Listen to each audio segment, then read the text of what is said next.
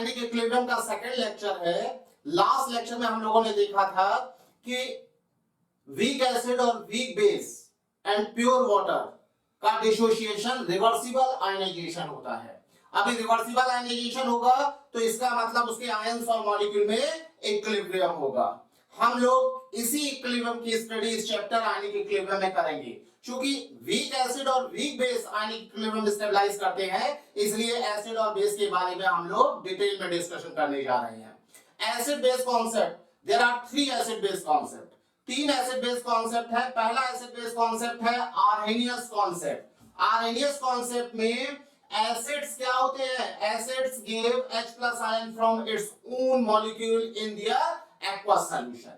Acid वो होते हैं जो अपने एक्वस सॉल्यूशन में अपने मॉलिक्यूल से H+ आयन प्रोड्यूस करते हैं।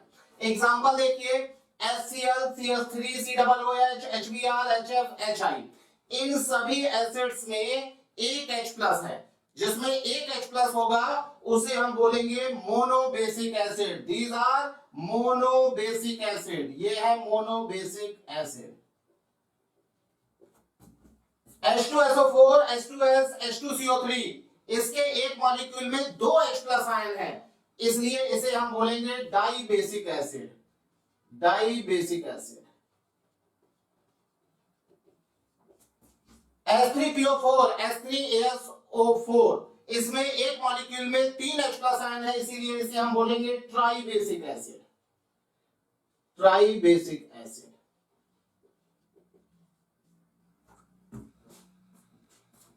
Basicity of acid, number of H+ ions given by one molecule of acid is known as basicity of acid। एक मॉलिक्यूल एसिड का जितने H+ आयन प्रोड्यूस करेगा वो क्या होगा? एसिड की बेसिसिटी होगी। एग्जांपल देखिए, HCl एसिड में एक मॉलिक्यूल से एक H+ है, इसलिए इसकी बेसिसिटी 1 है। H2SO4 में one molecule gives 2 H+ ions, so therefore basicity is 2। H2CO3 gave 2 H+ ions, so therefore basicity is 2। H3PO4 basicity is 3। H3PO3 basicity is 2। H3PO2 basicity is 1। यहां पर देखिए H3PO4, H3PO3 और H3PO2 सभी में 3-3 hydrogen है, लेकिन फिर भी इनकी बेसिसिटी H3PO4 में 3 है, H3PO2 में 1 है और H3PO3 में 2 है। यहां पर अलग अलग बेसिसिटी इसलिए है क्योंकि ऑक्सी एसिड्स में वही H+ निकलते हैं जो कि ऑक्सीजन से बॉन्डेड होते हैं। यहां पर H3PO3 में एक हाइड्रोजन फास्फोरस से बॉन्डेड है, 2 हाइड्रोजन ऑक्सीजन से बॉन्डेड है, इसलिए इसकी बेसिसिटी 2 है।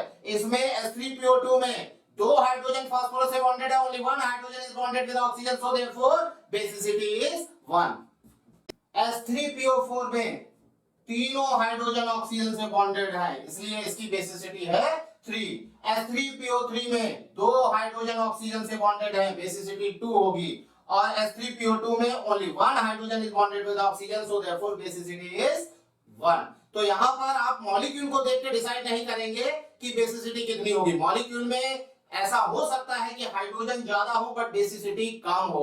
जैसे यहां पर 3 हाइड्रोजन है लेकिन बेसिसिटी 2 है, यहां पर 3 हाइड्रोजन है लेकिन बेसिसिटी 1 है। आप जब तक स्ट्रक्चर नहीं ड्रॉ करेंगे तब तक आप बेसिसिटी नहीं बता सकते हैं, क्योंकि जो ऑक्सी एसिड्स होते हैं, ऑक्सी एसिड मतलब ऐसे एसिड जिसमें OH बॉन्ड होती है, जो ऑक्सी एसिड्स होते हैं, ऑक्सी एसिड्स में बेसिसिटी वही हाइड्रोजन एटम होंगे जो ऑक्सीजन से डायरेक्टली बॉन्डेड होंगे। H3BO3 not Arrhenius acid. देखिए H3BO3 में 3 हाइड्रोजन है, फिर भी आर्हेनियस एसिड नहीं है, लेकिन इसकी बेसिसिटी 1 है। इसका एक मॉलिक्यूल एक H+ आयन प्रोड्यूस कर सकता, बेसिसिटी इज इक्वल टू 1, फिर भी ये आर्हेनियस एसिड नहीं है। उसका रीजन क्या है कि इसका मॉलिक्यूल H+ प्रोड्यूस नहीं करता। जब हम इसको वाटर में डिसॉल्व करते हैं तो यहां पर H3BO3 जब वाटर में डिसॉल्व किया जाता है तो ये एक H+ आयन प्रोड्यूस करता है, BOH का होल 4 माइनस, BOH का होल 4 माइनस प्लस H+। इसलिए इसकी बेसिसिटी 1 है, लेकिन इसका खुद का मॉलिक्यूल H+ प्रोड्यूस नहीं कर रहा है। ये H+ वाटर मॉलिक्यूल का H+ है, और हम लोगों ने देखा था कि आर्हेनियस एसिड वो होंगे जिनका खुद का मॉलिक्यूल H+ प्रोड्यूस करेगा। लेकिन बेसिसिटी क्या होती है? Number of H+ produce by one molecule. इसमें जरूरी नहीं कि मॉलिक्यूल एसिड के मॉलिक्यूल से ही H+ प्रोड्यूस होना चाहिए, लेकिन आर्सेनियस एसिड के लिए ये जरूरी है। आर्सेनियस एसिड वही हो सकता है जिसका खुद का मॉलिक्यूल H+ प्रोड्यूस करता है। यहां पर इसका अगर हम लोग देखेंगे वाटर में क्या होता है, तो देखिए BOH OH OH, ये है H3BO3 का स्ट्रक्चर। यहां पर बोरॉन इलेक्ट्रॉन डेफिशिएंट है, ये इलेक्ट्रॉन डेफिशिएंट, इसका ऑक्टेट इनकम्प्लीट है। बोरान के वैलेंस सेल में 3 इलेक्ट्रॉन थे, 3 शेयरिंग से आ गए, टोटल 6 इलेक्ट्रॉन है, इसका ऑक्टेट इनकम्प्लीट है, ये इलेक्ट्रॉन डेफिशिएंट है। तो जब इसमें हम वाटर में इसको डिसॉल्व करेंगे तो ये क्या करेगा, अपना ऑक्टेट कंप्लीट करने के लिए वाटर के OH- ग्रुप को ऐड कर लेगा और इसका स्ट्रक्चर हो जाएगा BOH OH OH और OH माइनस प्लस H+। तो यहां पर वाटर का OH- इसमें ऐड हो गया। देखिए इसमें यहां पर इलेक्ट्रॉन डेफिशिएंट था, इसका हाइड्रोजन sp2 है। शेप कैसी है, ट्रायंगुलर प्लेनर। यहां पर शेप होगी ट्रायंगुलर प्लेनर क्योंकि sp2 hydrogen with 0 lone pair, shape इसकी ट्रायंगुलर प्लेनर होगी। यहां पर क्या है, इसका हाइड्रोजन है sp3, बोरॉन का हाइड्रोजन क्या हो गया sp3, इसकी शेप हो जाएगी पेप्टाहेड्रल।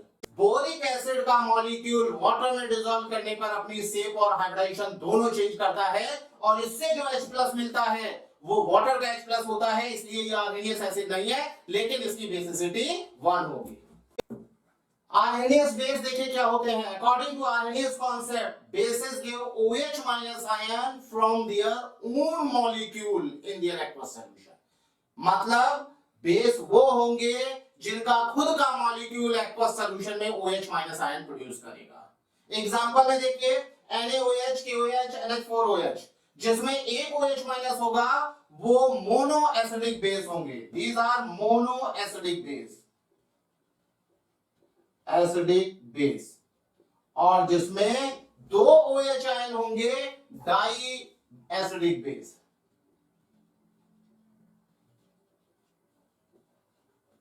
और जिसमें 3 OH आयन होंगे ये होगा ट्राई एसिडिक बेस।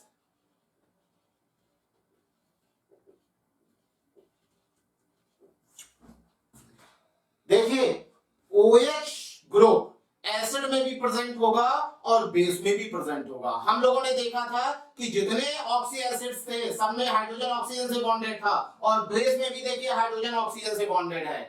फिर एसिड और बेस में डिफरेंस क्या है, जब दोनों में OH ग्रुप प्रेजेंट है तो एसिड वो मॉलिक्यूल होंगे जिसमें ऑक्सीजन नॉन मेटल से बॉन्डेड होगा। जब ऑक्सीजन नॉन मेटल से बॉन्डेड होगा तो वहां पर ऑक्सीजन और हाइड्रोजन के बीच की बॉन्ड ब्रेक होगी। एसिड में ऑक्सीजन और हाइड्रोजन के बीच की बॉन्ड ब्रेक होगी।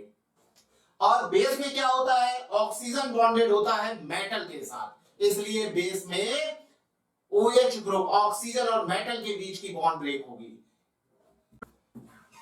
Acidity of base, number of OH- ion produced by one base molecule in aqueous solution is known as acidity of base। Base का एक मॉलिक्यूल अपने एक्वस सॉल्यूशन में जितने OH- आयन प्रोड्यूस करेगा वो होगी बेस की एसिडिटी। देखिए जैसे NaOH की एसिडिटी 1 है, यहां पर एक OH- आयन है। CaOH का होल ट्वाइस, इसकी बेसिसिटी 2 होगी। AlOH का होल थ्राइस, इसकी बेसिसिटी 3 होगी। FeOH का होल थ्राइस, इसकी बेसिसिटी 3 होगी। देखिए बेस के केस में जितने भी OH ग्रुप मेटल से बॉन्डेड होंगे वो सारे के सारे रिमूव होंगे, यहां पर कोई एक्सेप्शन नहीं है, बस OH ग्रुप को मेटल से बॉन्डेड होना चाहिए। सेकेंड कॉन्सेप्ट है ब्रोंस्टेन-लोरी कॉन्सेप्ट। इसे हम लोग कॉन्जुगेट एसिड बेस कॉन्सेप्ट भी बोलते हैं और इसको प्रोटॉनिक कॉन्सेप्ट भी बोलते हैं। मतलब Bronsted Lowry concept is known as conjugate acid base concept और प्रोटॉनिक कॉन्सेप्ट। इस कॉन्सेप्ट में एसिड्स वो होते हैं जो प्रोटॉन डोनर होते हैं, जो प्रोटॉन को डोनेट करते हैं। प्रोटॉन क्या होता है, H+ आयन।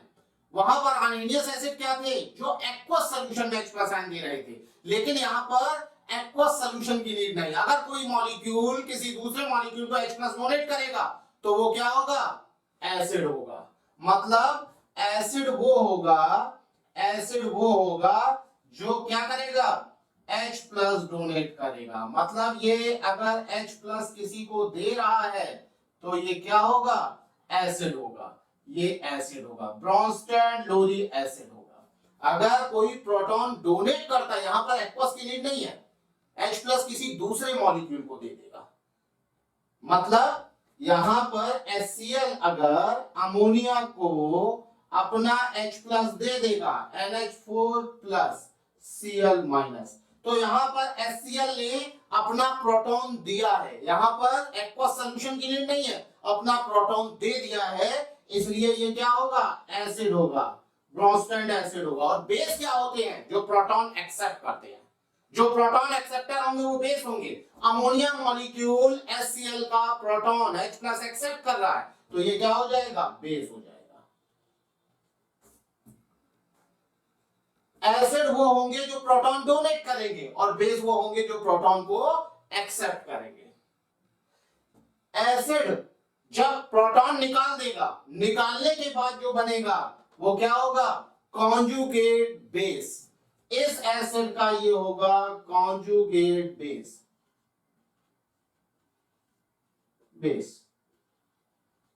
अमोनिया ने प्रोटॉन को एक्सेप्ट किया है, इसलिए अमोनिया बेस है। जो प्रोटॉन एक्सेप्टर होंगे वो क्या होंगे, ब्रोंस्टेड लोरी बेस। इसने प्रोटॉन को एक्सेप्ट किया, एक्सेप्ट करने के बाद जो बनेगा ये हो जाएगा इस बेस का कॉन्जुगेट एसिड।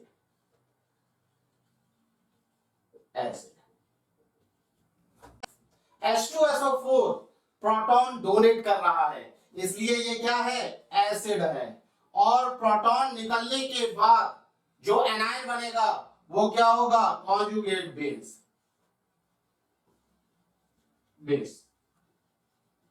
इसमें एसिड और उसके कॉन्जुगेट बेस में देखिए क्या रिलेशन होगा। एसिड अगर स्ट्रॉन्ग होगा, इफ एसिड इज स्ट्रॉन्ग, अगर एसिड स्ट्रॉन्ग है तो क्या होगा, कॉन्जुगेट बेस इज वीक।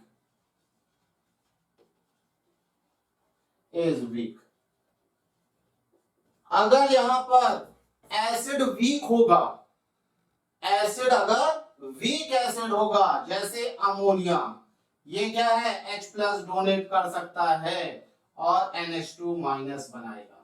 अगर ये एसिड क्या होगा, वीक एसिड होगा, तो उसका कॉन्जुगेट बेस क्या होगा, स्ट्रॉन्ग होगा। कॉन्जुगेट बेस स्ट्रॉन्ग होगा, ये होगा स्ट्रॉन्ग।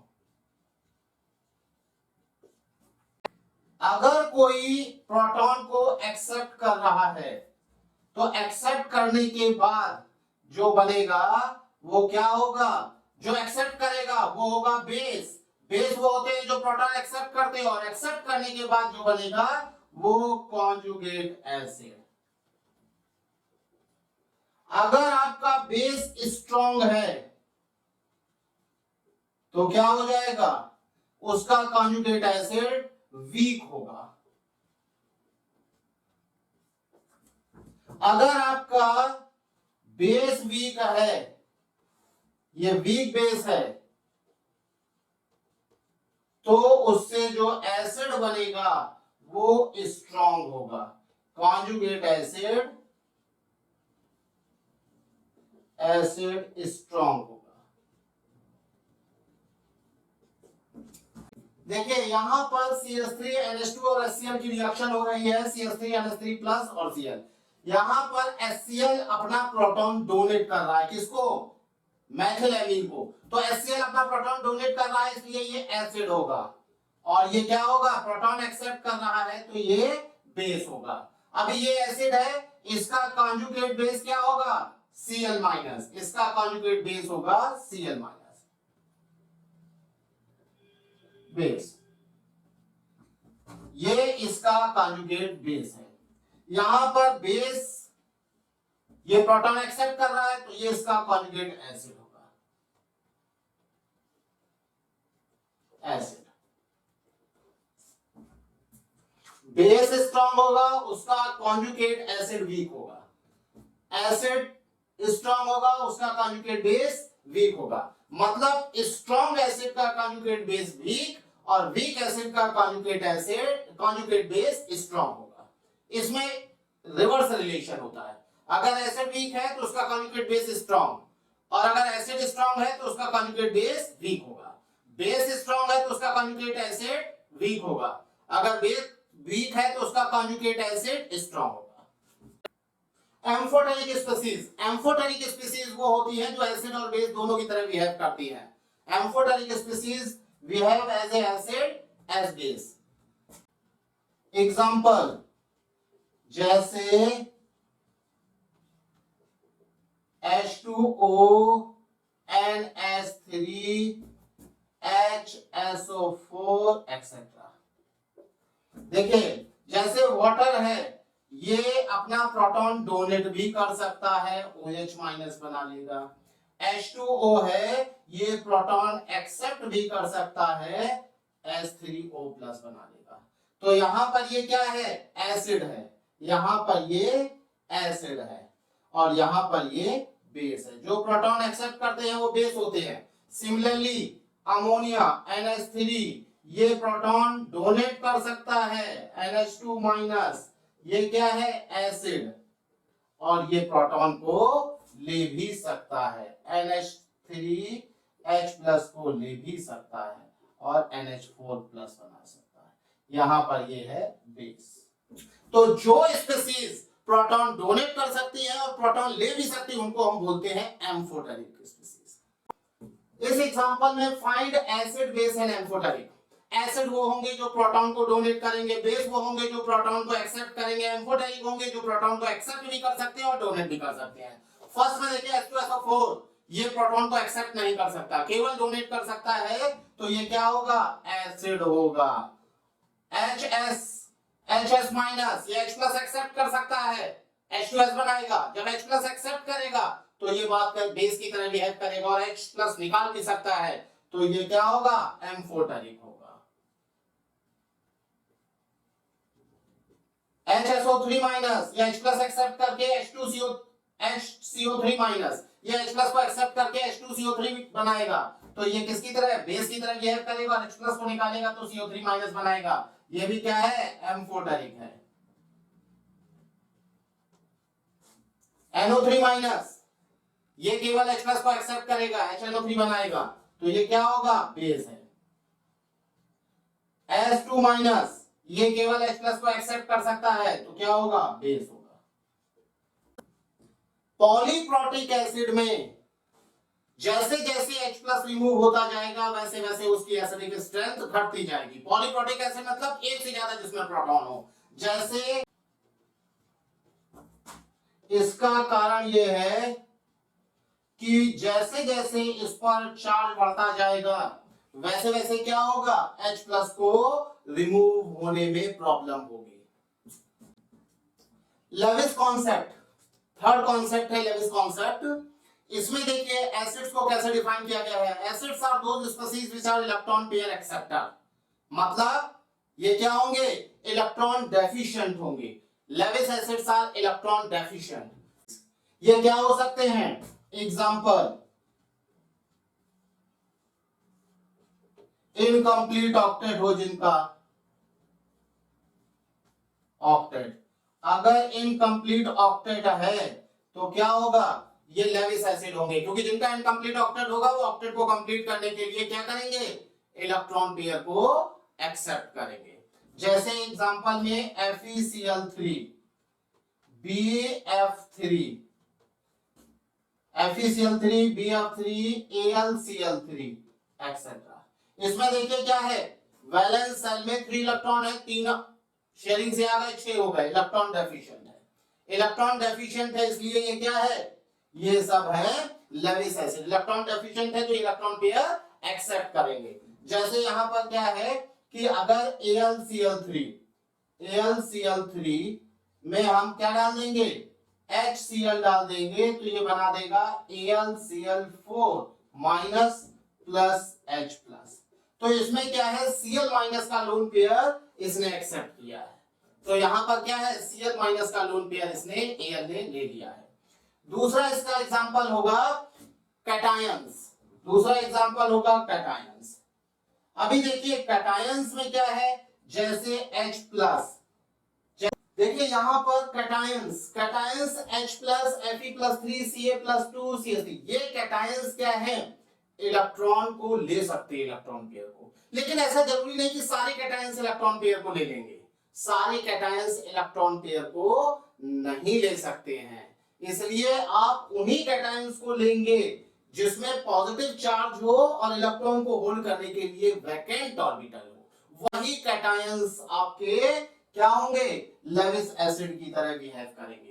ऐसा ना हो कि कैटायंस पर वैकेंट ऑर्बिटल ही ना हो। जब कैटायंस पर वैकेंट ऑर्बिटल नहीं होगा तो वो लोन पेयर को कभी भी होल्ड नहीं कर पाएगा, वो एक्स्ट्रा इलेक्ट्रॉन पेयर को कभी भी एक्सेप्ट नहीं कर पाएगा और वो लेविस एसिड नहीं होगा। तीसरा एग्जांपल है जिसके पास ऑक्टेट एक्सपेंड करने के लिए वैकेंट डी ऑर्बिटल हो, वैकेंट डी ऑर्बिटल वाली कंपाउंड, डी ऑर्बिटल, जैसे SiCl4, SiCl4, SO2 एक्सेट्रा। यहां पर देखिए ऑक्टेट भी कंप्लीट है, फिर भी ये एक्स्ट्रा इलेक्ट्रॉन पेयर को एक्सेप्ट कर सकता है क्योंकि इनके पास वैकेंट डी ऑर्बिटल है। तो ये सारे एग्जांपल क्या है, ये सारे एग्जांपल लेविस एसिड के। लेविस एसिड वो होते हैं जो इलेक्ट्रॉन पेयर को एक्सेप्ट करते हैं, और इलेक्ट्रॉन पेयर को एक्सेप्ट करने के लिए उनके पास वैकेंट ऑर्बिटल होना चाहिए।